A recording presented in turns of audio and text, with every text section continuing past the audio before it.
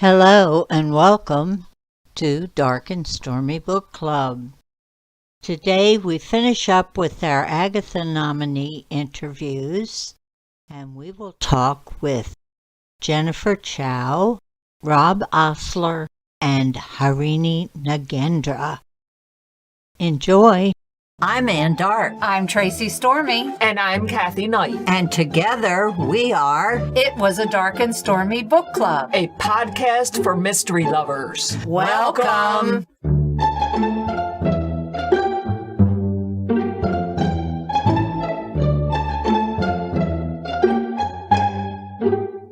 If you enjoy our show, please consider contributing to the Dark and Stormy Patreon. By becoming a patron, you will help us create better and quality content. There are also benefits to becoming a patron, such as exclusive content and Dark and Stormy merchandise. Become a supporter at patreon.com/darkandstormybc. Check our website for the link. We appreciate any and all contributions. Thank you. We are pleased to welcome to the program Jennifer Chow. She is nominated for an Agatha for the Best Contemporary Novel for her book, Death by Bubble Tea. Welcome, Jennifer. Thank you so much for having me. I love that title. I thought of it, and my editor liked it. Good for you. Isn't that always funny? Because you're like, all right, how rare is this title? And why is it rare? Because it sucks, or because no one's just as brilliant as I am? And will the editor go for it? Mm-hmm. Can you give us a little elevator pitch of your book? Sure. My book is about two cousins with opposite personalities, Yale and Celine Yee. They run a food stall at the local Los Angeles night market, and they make snacks and drinks, including bubble tea. But when one of their bubble tea customers winds up dead, they're in the spotlight with the police trying to figure out what actually happened. Ooh, I love it. good. So That's what very did you cool. do when you found out you were nominated? Honestly, I thought, and it was like, wayward email. I'm like, is this a prank? Oh, I don't no. want to reread it. This is a series, correct? Mhm. How exciting. That's very cool that it's the first book in the series, because then hopefully people are just in love with it and auto buy you, I certainly hope so. It's such an honor to be nominated. Now, are you coming to Malice? I am for sure coming to Malice. Oh, we'll look forward to meeting you. We will all be there. With Yes. bells on. Maybe a couple of us. Well, we'll have to organize that over Yes, here. we'll organize that. So, Jennifer, is your background in writing, or is this just something you've always wanted to do? It's just sort of something I always wanted to do. I always did it. Even as a kid, I would just write stories, and I go on field trips. And I remember like my classmates, once I lost some pages and my classmates found them, they're like, who's writing this story on the bus? Me. So I've That's always done adorable. it. You didn't And- have their name in there, did you? That's not my name. No, it was not about them. So it's okay. And I did a lot of the like literary clubs and like yearbook. I was in journalism. In high school, I was co-editor of the literary magazine. So I've always done it. But then I thought professionally, I should also do something else because writing is not the most lucrative. So my parents said, maybe you should think about some other track. So my professional background was in social work, and I did do social work for some years. And I specialized in gerontology. So I worked with a lot of older adults and helping put Oh. services in place. Very cool. Very cool. That's And I awesome. could see how that could help you in your writing process. Just knowing people and their little idiosyncrasies, you probably have witnessed quite a bit of that. There's a lot of stories and a lot of family dynamics I got to witness. Oh, yeah. They love sharing for the most part. I love hearing all the stories. I actually did one course in college where I did like oral histories with people. So I got to go around and ask questions like, like from when you were born to like your current age.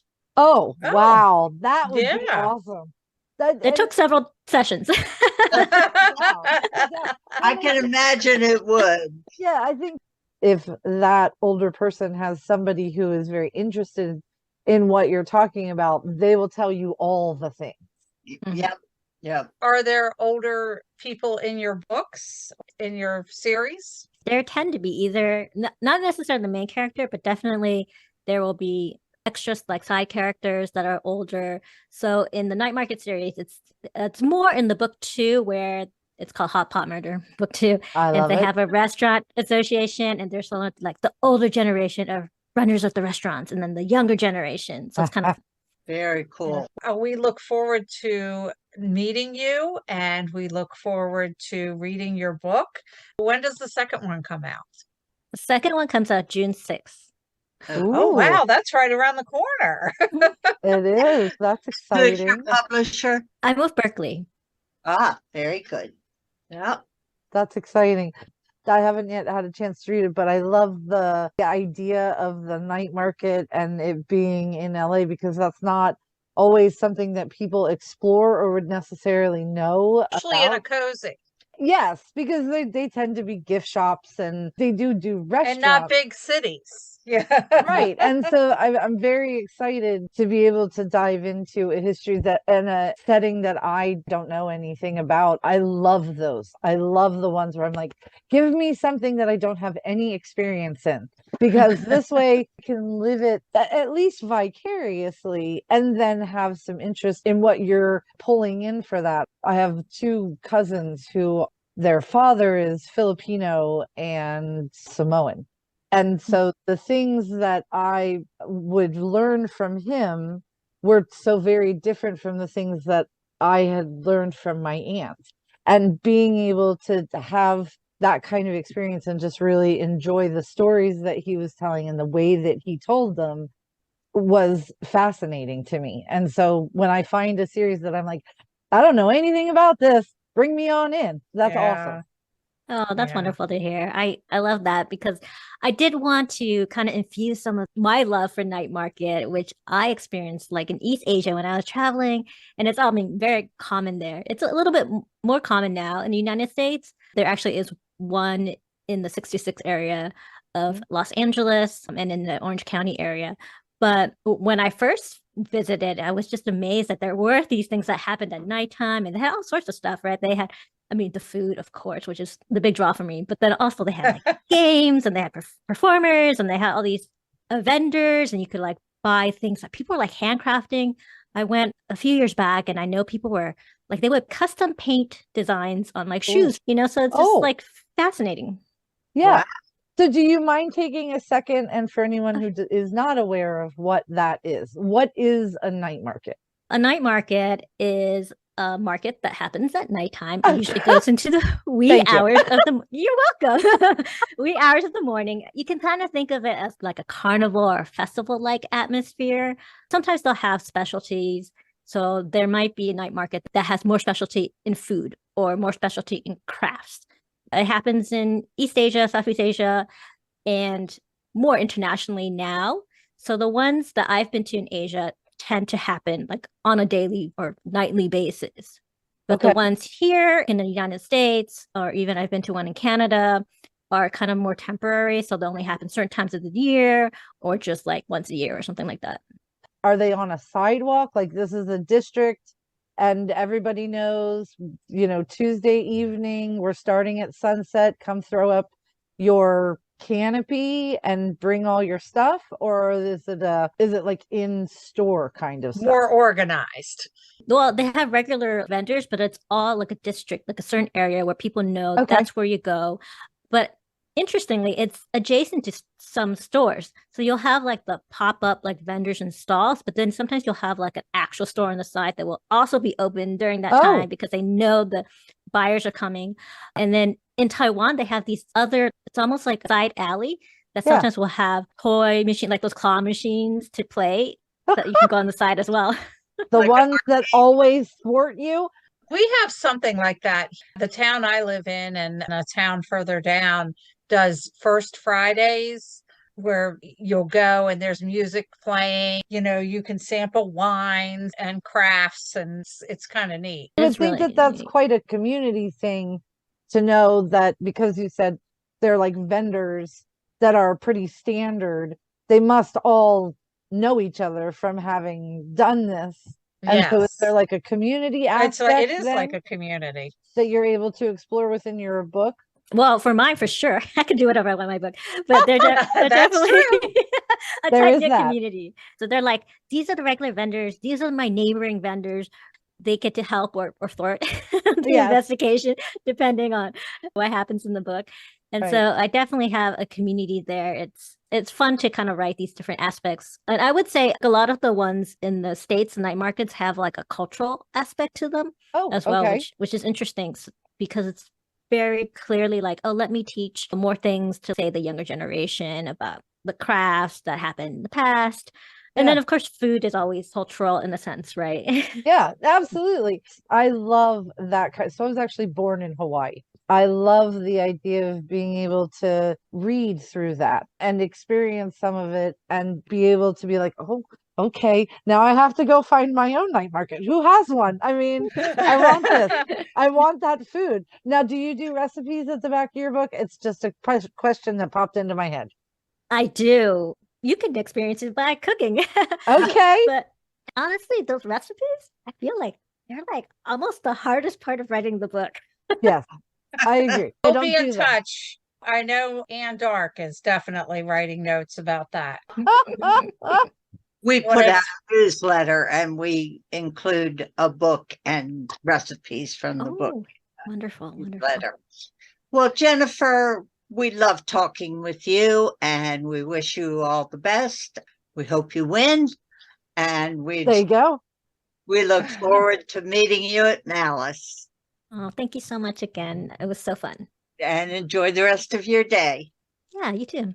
Okay. Thank you. Have a great night. Bye. Bye. We are pleased to welcome to the program Rob Osler. He is nominated for an Agatha this year for his book, The Devil's Chew Toy. Welcome, Rob. Thank you. It's nice to be with you. We, as a podcast, we've done this for 5 years now. Whenever these nominations come across, we don't always get a chance to read all of them. There's quite a bit. But I just by chance happened to read your book. And I loved it. I absolutely loved it. So for our listeners out there in the ether world, could you give us a little elevator pitch of your book? Sure.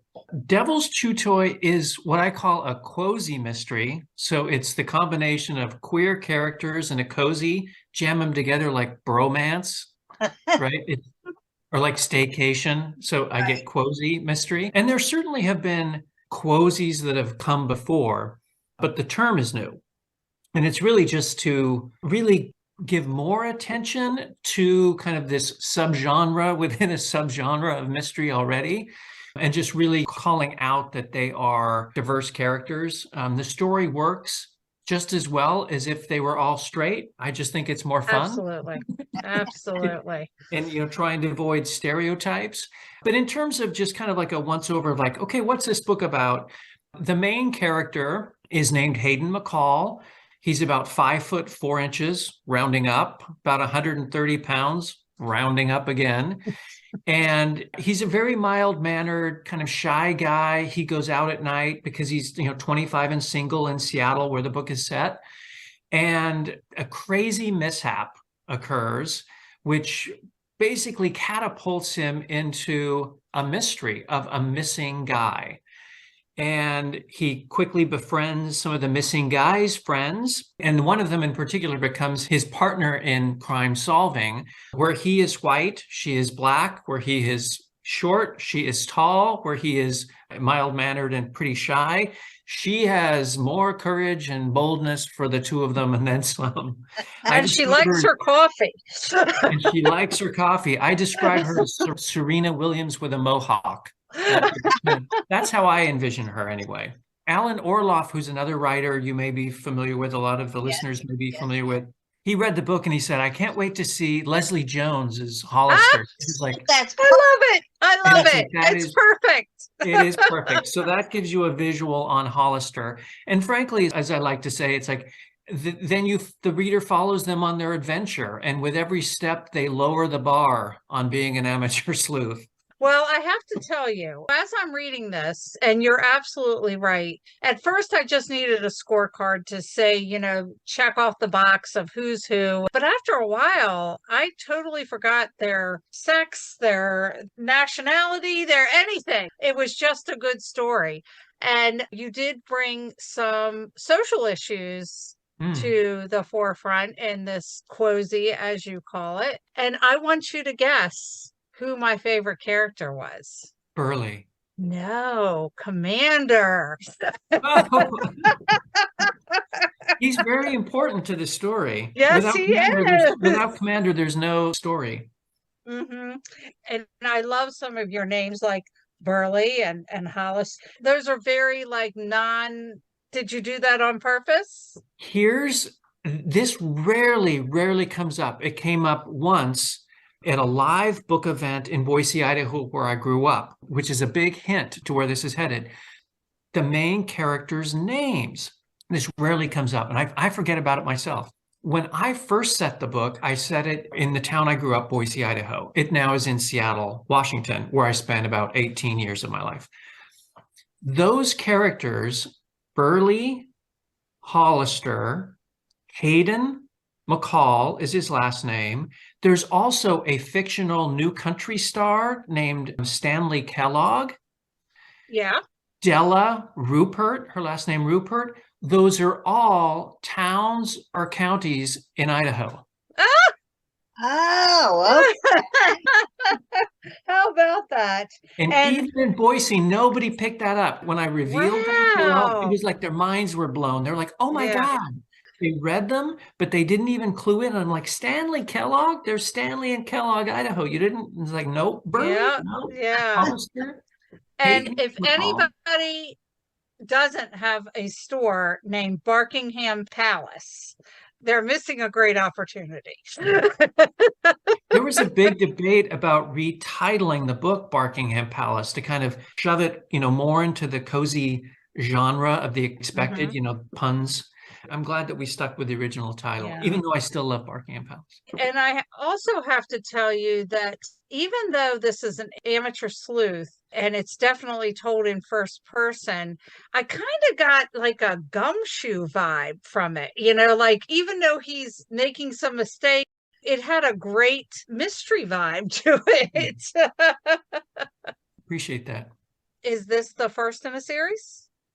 It is the first in the series, and the second comes out in about a year. I haven't got a pub date yet, but the second one features Hayden and Hollister and Berkley and Jerry, the 91-year-old. We haven't talked about him yet. Oh, yeah. Again, set in Seattle, but it's around a Cirque du Soleil-like experience with all of those crazy characters, acrobats, magicians, titled Cirque du Soleil.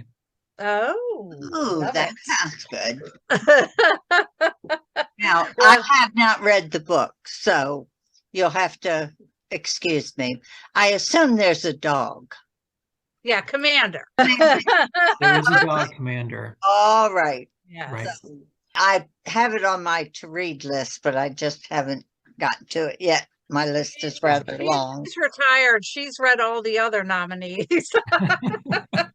She hasn't gotten to yours yet. No worries. Now, will you be at Malice? Yeah, I'll be at Malice. Oh, yay. We'll get to Look meet you. forward to meeting you. Yeah. Oh, there you go. Awesome. Yeah. Yep. We'll let you know when.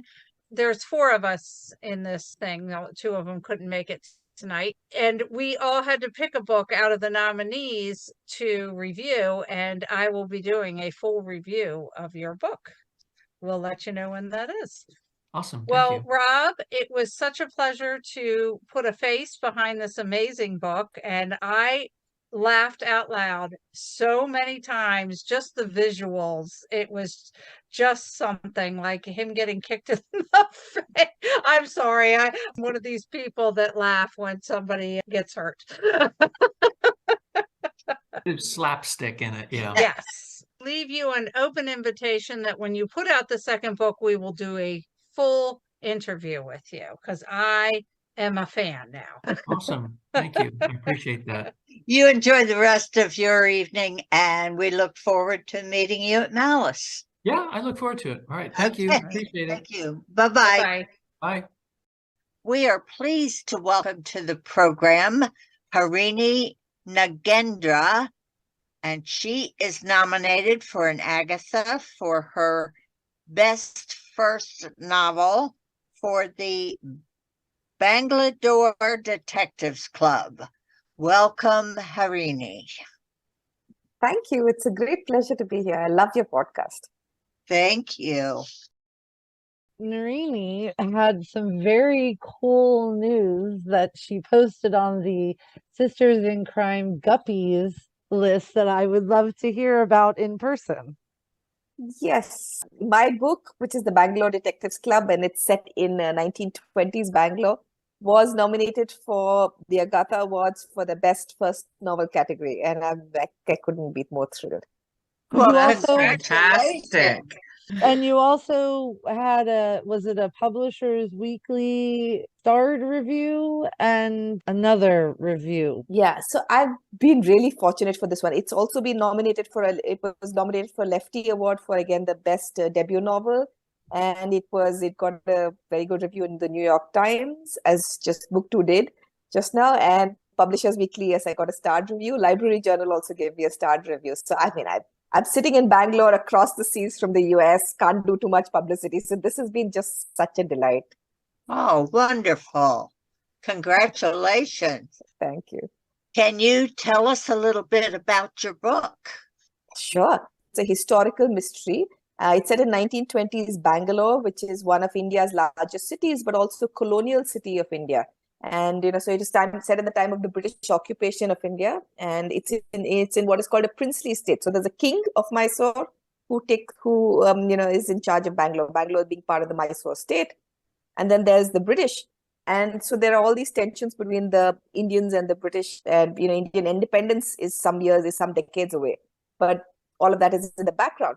But my main protagonist is 19-year-old Kaveri Murthy. She's just got married, moved to Bangalore to be with her husband, Ramu, who's an up-and-coming doctor. She loves mathematics. She loves swimming in a sari. She loves sleuthing. She realizes she loves sleuthing when she goes with her husband to the Century Club, which is a club on the traditional British style. But it's the first club that is for Indians, and they allow some British people in. So they have a dinner at the club, and she sees a mysterious woman arguing with her milkman. And she's been furious with the milkman because his younger brother is coming to deliver milk. They bring the cow to the house and give them milk. And the younger brother looks battered, and she realizes the older brother has been beating him up. So she actually wants to go accuse him. But when she goes out looking for Manju, that is the older brother, she sees him arguing with a beautiful woman. And then she sees the beautiful woman arguing with another man who's also a stranger. And then a few hours later, she finds the stranger dead, and he's been killed with a knife. And so she's now sort of in this murder, wants to figure out what's going on. And she eventually finds a vulnerable woman as being the beautiful woman who is especially vulnerable for reasons you'll know when you read the book, is accused of the murder. She has to find out, because one thing Kaveri wants to do is find justice done. So it's the Bangalore Detectives Club, because there's her husband, there's her inquisitive, gossipy neighbor, Uma Auntie, who stays in the house behind. There's a policeman, Inspector Ismail, and a bunch of other people who come together to help her. So that's the Bangalore Detectives Club. How fun is that? Now, why did you choose great. 1920s? I'm an ecologist. That's my day job. I'm a professor of ecology. And a lot of what I do with my research is on historical Bangalore. Actually, how ecology shapes cities in India is a big part of my research. Interesting. And so I've written a book, which was in 2016, which is an ecological history of Bangalore. And so I started thinking of this book in 2007 when I was actually in my mom's place surrounded by archival documents about the city. And I suppose I've also been talking to her a lot. My mom's 86 and lives with me now, but we're very close. And so we spend a lot of time talking about the women who in our families who've been very strong and very unusual and did path-breaking things, a long time ago, like her grandmother. And maybe the two came together, but the main character, Kaveri, parachuted into my head And she sort of said, write a book about me. And I originally planned it. Yes, it took me 14 years to get there, but I eventually did write that book. You know what? There's nothing wrong with that. As far as I'm concerned, the idea can hit you. It like needs time to germinate. So if you had written it the second it hit you, it would not have been the book that it is today, and it may not have received the accolades that it has so far, and hopefully even more. But you have a different set of experiences since 2007. You have a different set of understandings, and so I think sometimes the book it's ready when it's ready, and it'll let you know. Yes, that's absolutely true. I can look at the joy on your face. I can tell that you so enjoyed the research for this book. I absolutely did. Absolutely. Yes. That's wonderful. That would be so exciting because Yes. So is this the beginning of a series? I wish. Oh yeah, the second book's getting ready to come out. Oh, I didn't see that. I'm so sorry. How exciting, though. Yes. No, it is the beginning of a series. I have a 3-book deal and I'm writing book 3 now, but Murder Under the Red Moon is book 2, which is coming out on the 28th of March. It just got a New York Times review again, which I'm so happy about. Yeah, so no doubt. And a Publishers Weekly starred review too. And wow. So you are rolling. I love it. Now, do you have a community of mystery writers in your area of the world, people you can connect with over there? No, but it is a small community and growing of writers, but not too many mystery writers. But I have to say, Sisters in Crime is where I've found my people, and it's just been so amazing because I've joined the Guppies, I joined Sisters in Crime, and I've gotten all these wonderful people. I mean, Katrina McPherson, I met her first. I mean, online, and then she reached out saying, "Do you want help with blurbing? Have you?" And I said, "I haven't thought that far yet." And she said, "I'll blurb for you." And then she said, "You should contact all of these people." And I said, "Yeah, I know it's a little strange. How do I do this?" And she was nice enough to email a whole bunch of people and connect me to them and ask them to blurb for me. I mean, it was just lovely. And Crime Writers of Color is another great group. And Gigi Panjan was, helped read early drafts and gave me feedback. So the crime writers community, I have to say, is so supportive. And that's awesome. Yes, they are. Definitely. We don't want you to kill us. Obviously, you have some background, maybe how to almost commit the perfect crime. So, I'm totally kidding. But I know. And that's exciting because I think to be welcomed like that, and especially if there's not a lot of people around you who are doing what you're doing, having a community, that's one of the beauties of the internet. There are lots of things that I will give a side eye to on the internet. Don't get me wrong. There are some things that I'm like, wow, I wish that was not a thing. But for so many other pieces, especially someone who is excited about the mystery genre, but if you didn't have anybody really to talk to about it, it's hard to come up with ideas or, all right, I'm stuck in this corner. Now what do I do in my book? And if you don't have anybody to bounce things off of that knows what it is that you're talking about, that can be daunting. That can. And it's just a supportive community because someone writes about something they've got and everyone else writes back saying this is great stuff. And it's all this goodwill flowing around, this good energy flowing around. It keeps you going, it keeps you very positive. I love your covers of your books. They're beautiful. Is that more the publisher or is that you? That's the publisher, totally. The US covers are Pegasus, which is the US publisher, and they do a fabulous job. I have to say, I love the covers too. Yeah. Harini, it was wonderful talking to you. Yes. We wish you very good luck with your books. And thank you so much. Forward to meeting you at Malice. And I guess your evening's over, but ours is just beginning. And I hope you have a great Sunday, and thank you so much. This was great, and thank you so much. It's been great. Okay, thank you. Bye-bye. Have a great day. You too. Bye. Trivia. Last week's question was, which author used the following pseudonyms in their career? Deanna Dwyer, K.R. Dwyer, Aaron David Axton, Brian Coffey, John Hill, Lee Michaels, Owen West, Richard Page, and Anthony North. A. Dean Koontz, B. James Patterson, C. John Le Carre, or D. Michael Connolly. The answer is A. Dean Koontz.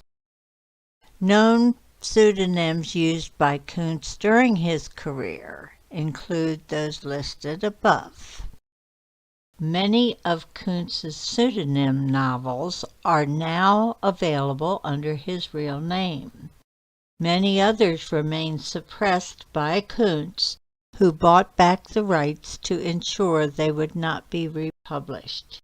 He has on occasion said that he might revise some for republication, but only 3 have appeared. Demon Seed and Invasion were both heavily rewritten before they were republished, and Prison of Ice had certain sections bowdlerized.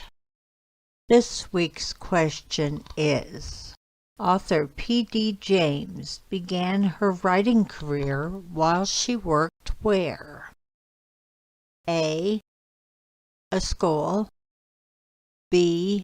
A law firm, C. A factory, or D. A hospital. Tune in next week for the answer. Well, that wraps up another episode of Dark and Stormy Book Club. We only have 2 weeks until Malice occurs, and we're looking forward to that. We hope you'll join us next week, where we'll have a rather special episode. We thank you for listening, and we hope you'll see us next week. And remember, Life would be boring without a little mystery. Bye.